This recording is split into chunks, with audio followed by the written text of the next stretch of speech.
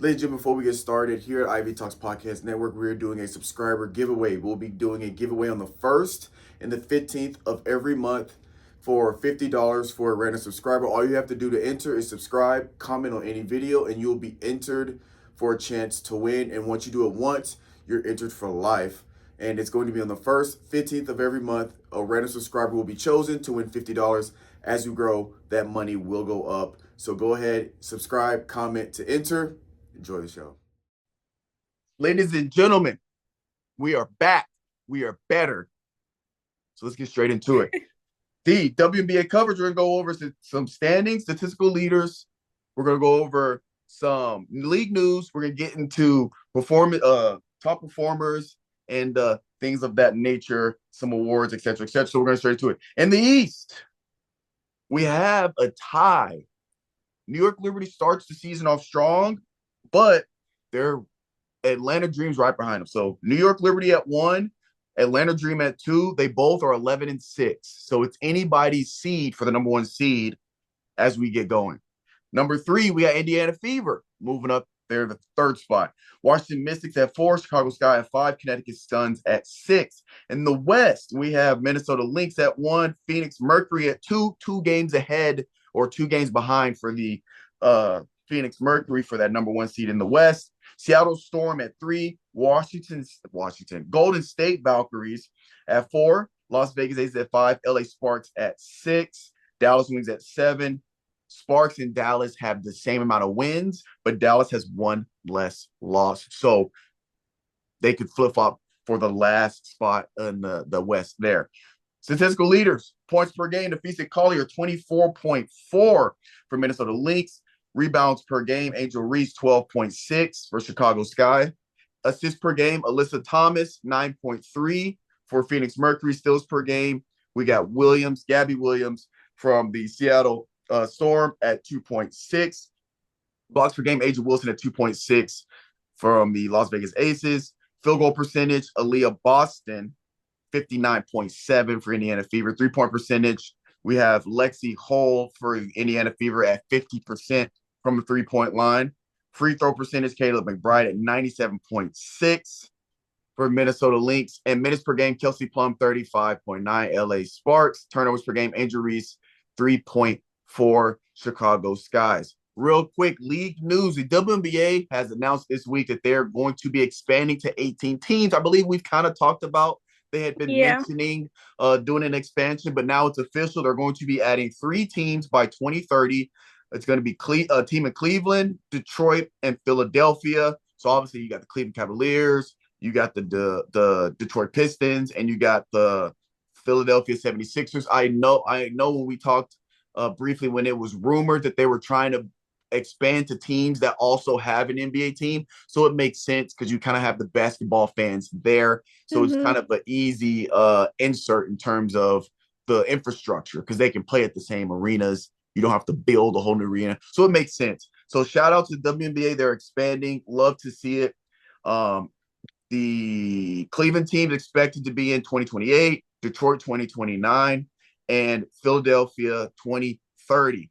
Also, league news, WNBA All-Stars, the starters. So we have your captains, Nafisa Collier, Caitlin Clark. Caitlin Clark gets the most All-Star votes in WNBA history at like 1.2 million, something crazy like that, which broke 1.7 actually.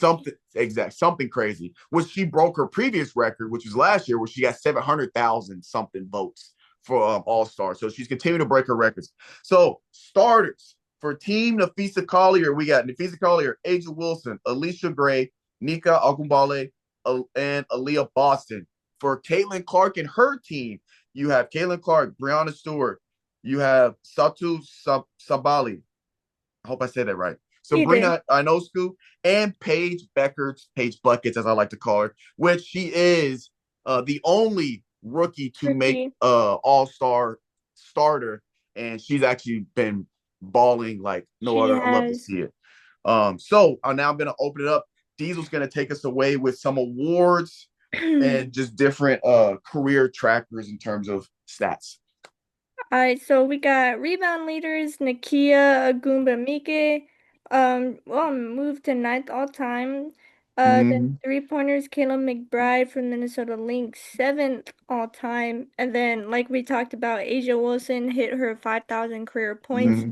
Did it the fastest any WNBA player has. I think it was like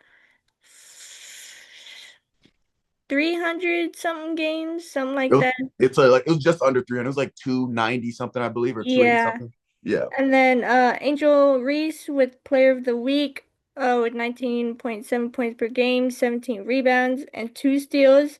And then Asia Wilson with the West Player of the Week, 23.3 points per game, 10.3 rebounds, and 2.7 blocks. I believe that's like her second or third time winning that same award this season. And then Alicia Gray, Performance Alert. 20 points, 9 rebounds, 6 assists with the win over the New York Liberty. The Angel Reese, the big one, she had Hmm. 24 points, 16 rebounds, 7 assists with 52% field goal percentage, which is Hmm. unheard of for her. Yes. Sorry, Angel. Um, beating LA. And then Asia Wilson, 26 points, 18 rebounds, 7 assists with the winning shot over the Mercury. Afisa Collier, 23 points, 9 rebounds, 2 steals, beating Connecticut. And then Tiffany Hayes, Golden State Valkyries, 21 points, 4 assists with win over Seattle. So I feel like these performance leaders, maybe a little bit outside of Angel Reese, are all expected. Um, Yes. Yeah. I would like to see. I think this is the level that Angel Reese could play at once she figures out the efficiency. This is what we are yeah. looking for. I know we literally talked about if she can get her field goal percentage and finishing at the rim up to 40-50%, she's going to be a problem. And she showed that. Now the question is, can she be consistent with finishing at the rim and you Yeah, know, she just needs to stay consistent, like you said, and get her field goal percentage up and all that, you know, easy fix things. But I mean, Asia Wilson, Nafisa Collier, they're having their seasons like they always do. And then I want to give also another shout out Paige Beckers. She did what Caitlin Clark almost did last year was become a all-star starter, but Paige is the only rookie to do mm-hmm. it. And she's shooting at an incredible percentage. I think she's shooting like 44% from the three-point line. It's like 42.9, something like that. It's Yeah. it's unheard of. And she's kind of like I think people are underestimating like how good of a rookie season Paige is really having because she's on Dallas. They're not having a good season. Right. Because Caitlyn, she was hyped to come in. Indiana Fever were okay. They uh I forgot, did they make the playoffs last year? Last season? Fever. Yeah, the Fever. Yeah, they made it to that last spot and got bounced first round. Okay, yeah, so I mean Indiana made the playoffs last year. Caitlin Clark helped get them there, but Yeah. I mean, doesn't look like Dallas will make the playoffs, but Paige is playing an incredible season. People need to realize that. And it's not, I mean, all these all these girls here can play. And sometimes it's I love Caitlin Clark, but you need to give some of them their flowers too. So, I mean, it's not really much to say. We're getting close to All-Star break. I know that's going to be fun. The All-Star game's going to be amazing. I mean, that's that starting five space especially Caitlin's team. You got Sabrina, Paige, her what was I'm missing two more. For the starters, Yeah, oh yeah, Brianna and yeah, and Ollie. Salty. That's a Yeah. tough lineup for real. So, I mean, everything kind of smooth sailing. I was happy about the expansion. Yeah. Not really the places I would expect them to expand for some reason. I thought they would bring maybe another team to LA and maybe um, Nevada. Yeah, I was thinking they would bring another team to LA.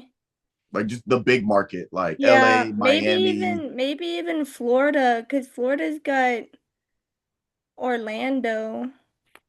Shoot, I'd put them in Miami if I was gonna put one in Florida. Yeah, either Yeah, Miami or yeah. I mean, I wouldn't say Philly and Cleveland and Detroit are bad, but it wouldn't be my first guess to yeah. expansion. I think the reason why they're doing going there is I think if I'm assuming from an infrastructure standpoint, starting an expansion team for the WNBA in a small market, I think one is quicker and faster. Again, Mm-hmm. you're pretty much playing out of the same stadiums. I don't know how many WNBA teams have separate stadiums. I don't think many. But you got teams they're playing in the same stadium. Not only that, but like if you look at big market teams like LA, you got LA Dodgers, you got the Lakers, Clippers, you got Rams. Like you have a lot of LA sports teams. So you're kind of in a way, again, this is me speculating, assuming you're kind of in a Mm-hmm. way competing with those other franchises for fandom. In Yeah. Detroit, you don't have all that stuff you're really competing for, or not as much. You Yeah. know, like Yeah.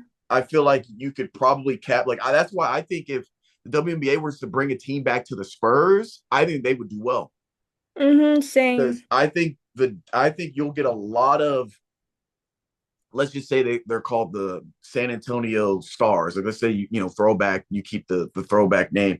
San Antonio Stars come back. I think you'll get a lot of just Spurs fans that will be fans by default because the Spurs Yeah. culture here is deep. Yeah, the Spurs You know? culture and I mean the throwback of the stars in general. Yeah, So yeah, and I mean, cause really, if we're talking about like here in San Antonio, all we got Spurs. We don't got no, exactly. I Yeah, mean, because you're not football competing with team, a no nothing. right, So like right. basketball is like, It's a basketball city, 100%. yeah. Yeah, that So makes sense. So like Cleveland, Detroit makes sense. Now Philly, you know, you get a little, you compete a little bit because Eagles just won the Super Bowl. You got the 76ers, but still, it's still a small market mm-hmm. area in terms of like the NBA. It's not LA, it's not New York, it's not Miami, you know, it's not Boston. Yeah.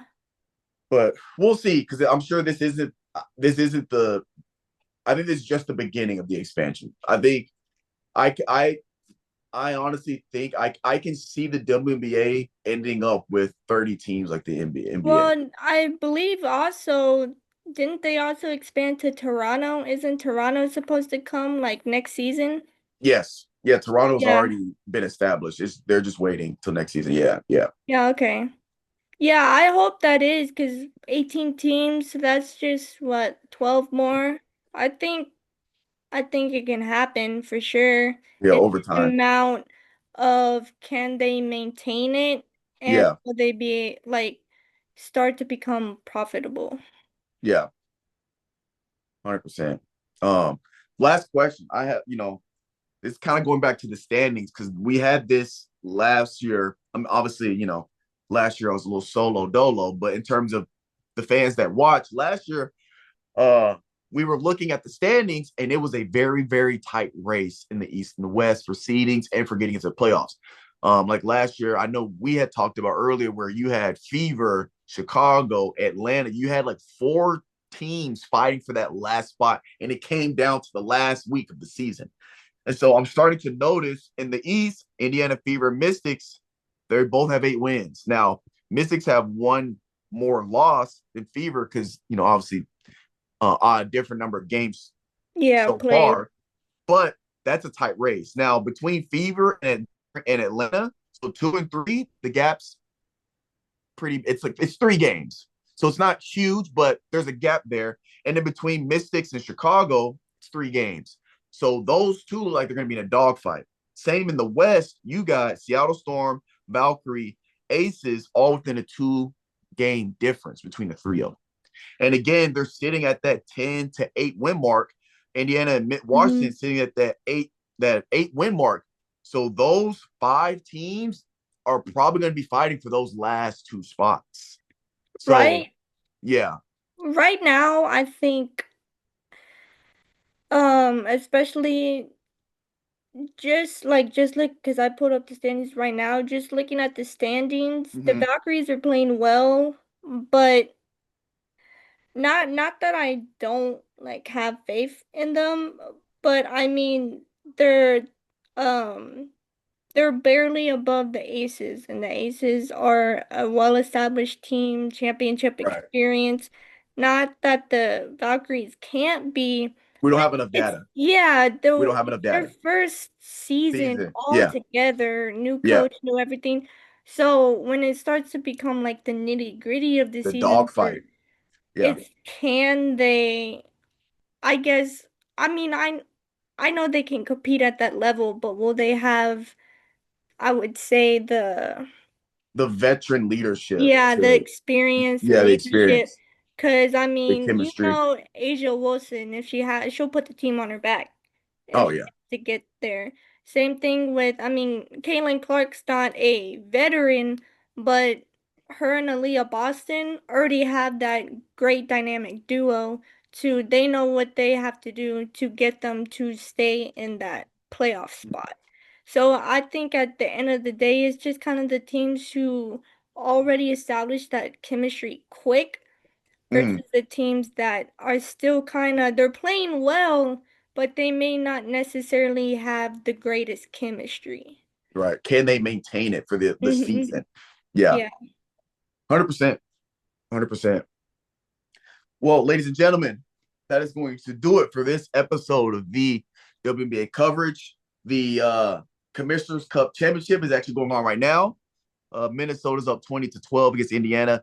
Caitlin Clark is out. She was doubtful and she is not playing. So we'll see how that plays out. We'll talk about that next week. We'll throw it in the notes. But we will catch you guys next time. Stay thirsty.